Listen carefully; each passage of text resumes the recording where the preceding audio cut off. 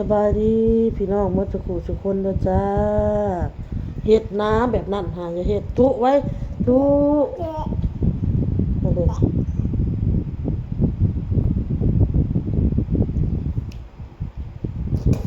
้ออย่ากัดซะทุก่อน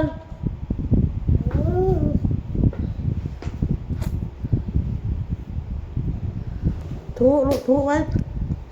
เฮ็ดลูกมันทุอ่าอย่าเฮ็ด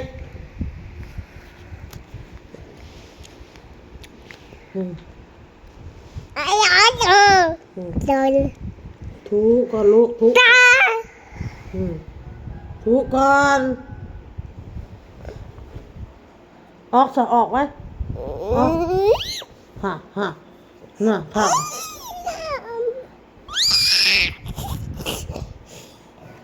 ดูริโอโต้ค่ะอ้นกสิมานั่นพี่น้องแต่งหน้าแต่งตาได้พี่น้องเอ้ยครีมแม่ก็บ่เห็นละบอลเอ้ยครีมทาแม่นี่ในกระเป๋านี่ลูกเอ้ยบ่เห็นจักอันเลยบอลบ่เห็นจักอันเลยฮะออโต้นี่ตะเห็นยังก็ยัดใส่ปากได้กินตาจักรบุเห็นกูโตไปหินเคี้ยวหมดแล้วใครเอาให้แม่นั่นลิ้นซะยินสักก็มีด้วยย่ามันมีเครื่องจุตมักเป็นชำนาญจุตมักนี่แหละเอาตัวเท่านี้อาจารย์ที่ตาบอกเอาหนังใหม่เอาขี้บอก มันเป็นอย่างคืออยากตอบแสงเนาะพี่น้องเนาะกล้องอันนี้มันกล้าที่ผมยาวไปได้เอาโต้ก็ดื้อแห้งพี่น้องเอาโต้ก็ลูกตะไคร่จะหามาอีกเศร้าไข่เลยพี่น้องเอาโต้เพราะว่าตุ่มหยุบแล้วเพราะอะไรบ้านเลยอย่าไป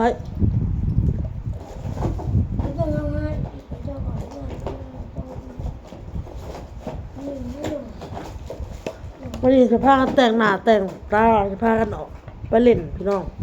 สิพาลูกไปเล่นไปเพียงเด้อแม่จีดแน่ใบบุญแน่ไข่มุกแน่มื้อนี้สิพากันไปอันเพื่อนไปเถามอนเล่นนำไปเถามอนแม่ใส่อยู่ลูกเอ้าใส่ตัวเป็นแผ่นเนี่ยนะเอาไปจ้างเอาไปเห็นเงินเงินเนี่ยว่ามันมีการไอ้เป็นมีเทียบเป็นยาชีอะไรเนี่ย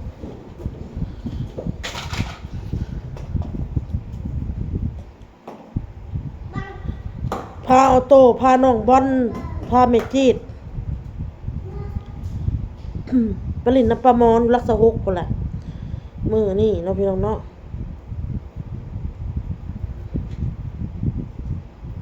แม่จีดกับใบบุญกับไข่มุกน่ะไปก่อนไปก่อนแล้วพี่น้องเอ้ยกับแหวนแม่ได้สะเห็นบ่สะบอลแม่เห็นอยู่นอกหั่นกับแหวนแม่เบิ้ลอันนี้มันมัดละที่ยังเนาะ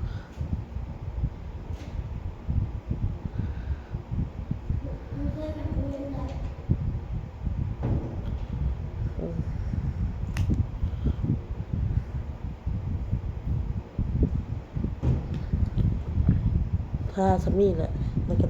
แทบเอาคิวพี่น้องเลยนี่แหละใส่น่องเลยพอคิวก็หักหมดละหักน้ำออโต้พี่น้องเอาไว้ในลิ้นสักแล้วก็ดึงลิ้นสักออกมาแล้วใหญ่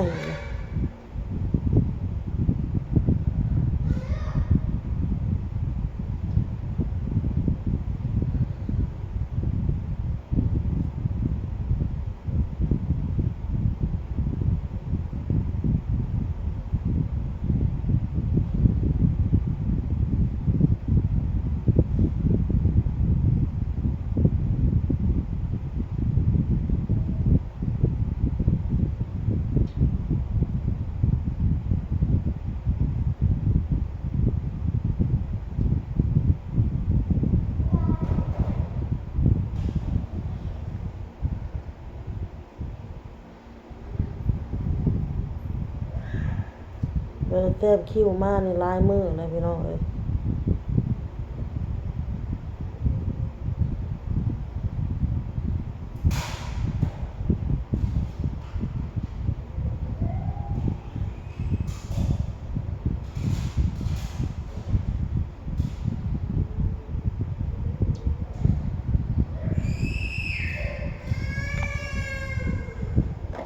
พอแหละพี่น้องเอ้ย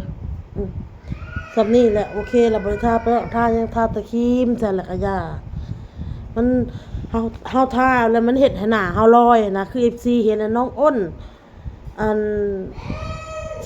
ใช้แป้งเบอร์ไหนแบบนี้ประมาณมันเห็ดให้หน้าเฮาขาวมันลอยคอปัดเทาปัดดำมันเอามาใส่ละปองเบียร์นี่ จักรมันเนี่ยลงไปบ้าน อ้าวอ้นก็สิน่ะมี FC เพิ่นถามมาเนาะแมงกิโลน่ะมันแซ่บบ่มีแต่ขากับลำตัวว่ะเห็นชอบกินกันมันอร่อยหรอเพิ่นว่าเนาะ FC เพิ่นอาจจะบ่เคยกินพี่น้องคนไทยก็เอิ้นแมงกิโป่งคนลาวเอิ้นกิโลพี่น้องเอ้ยสำหรับอ้นน่ะแซ่บบ่แซ่บพี่น้องเอ้ยกิโลนี่มันสิแซ่บกว่าแม่งอีหยังพี่น้องสิแซ่บกว่าแม่งจักจั่นสำหรับอ้นน่ะตัวจักระจั่นน่ะสิแซ่บกว่าแล้วก็แล้วแต่ผู้มักถามว่าจักจั่นก็แซ่บบ่ก็แซ่บพี่น้องถ้าเอาไปทอดกรอบๆแต่ว่าจิหล่อมันจะออกหอมๆมันๆนะกลิ่นมันจะออกหอมๆในโตนะพี่น้องหอมๆมันๆจิหล่อค่ะมันสิเป็นแบบนี้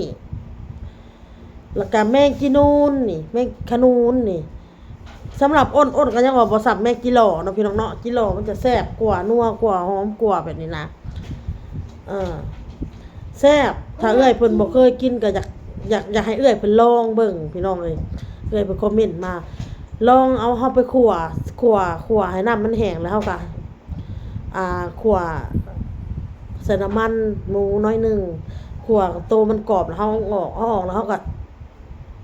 ทอดอีหยังทอดใบมะกรูดนะพี่น้องกินกับแห้งหอมแห้งแซ่บคักเนาะก็แล้วแต่ผู้มักพี่น้องเอ้ยผู้บ่มักก็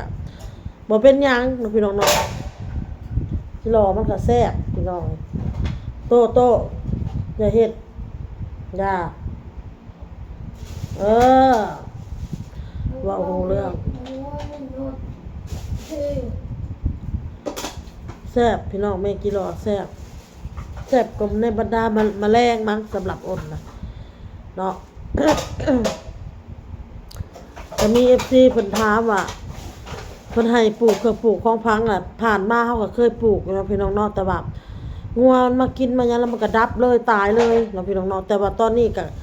ยังกำลังสิปลูกอยู่พี่น้องปลูกสนาผลนี่บ่เต้เพิ่นสิปลูกเนาะก็เพิ่นได้แนวมะม่วงกินเนาะมะม่วงหน่วยสัมปีมะม่วงกินพี่น้องบ่อนพ่อหน้าบ่เต้เฮ็ดแหละแต่ว่าเพิ่นมากล้ามันออกแล้วต้นใหญ่เติบแล้วเพิ่นสิเอามาปลูกบัดนี้สั่งไม้นำพ่อใหญ่พงอยู่พี่น้องแล้วก็มีหลายอย่างมีหลายแนวเนาะมีกกบักมี่แน่เพิ่นสิลงค่ะแล้วก็บักม่วงแล้วก็มีกกอันมะขามแน่เราสิลงเนาะพี่น้องเนาะมันก็น่าจะมีกกมะข้อนี่มันมีอยู่อ้นจะไว้ทั้งหลังพี่น้องเอ้ยปลูกให้มันเป็นเลยเนาะพี่น้องเนาะปลูกให้มันเป็นให้มันติดอยู่ทั้งหลังเลยนะเฮาจะบ่กลนออกมาปลูกพี่น้องกกบักยมเฮาก็มีแล้วอยู่ทางหน้าบ้านน่ะมันคือบ่ใหญ่จักเทื่อพี่น้องเอ้ยบ่ใหญ่จักเทื่อกกบักยมหน่อไม้เฮาก็ปลูก2กอแล้วเนาะพี่น้องเนาะ2กอแต่ว่ามันกำลังออกหน่อนะมันกำลังออกหน่อออกหยังอ้นก็เลยบ่ได้ปะให้มันเป็นกอใหญ่ๆเลยบ่ได้ฮักกินหยังถ้าอดเอาพี่น้องไอ้ปีหน้าแต่ว่าก็ฮักอยู่ก็เคยฮักมาแกงอยู่เนาะพี่น้องเนาะ4-5หน่อก็เคยฮักมาแกงมากินอยู่แต่ว่าเฮาก็ปล่อยมันเป็นลำน้ำแน่ครับแกงน้ำแน่หน่อไม้2กอนี่บ่พี่น้องก็สิปลูกเพิ่มอยู่เด้อพี่น้องเด้อน่าจะปลูกหน่อไม้กิมซุงบัดนี้เพราะว่าอ้นมีหน่อไม้เลี้ยงน้อง2กอแล้วน่าจะปลูกกิมซุงอีก2กอในความคิดของอ้นนะจะปลูกเพิ่มอีกเนาะพี่น้องเนาะแต่ทางเบิ่งเงินเดือนออกแล้วอ้นก็สิเข้าไปหาเบิ่งเบี้ยหยังออกมาปลูกเพิ่มแน่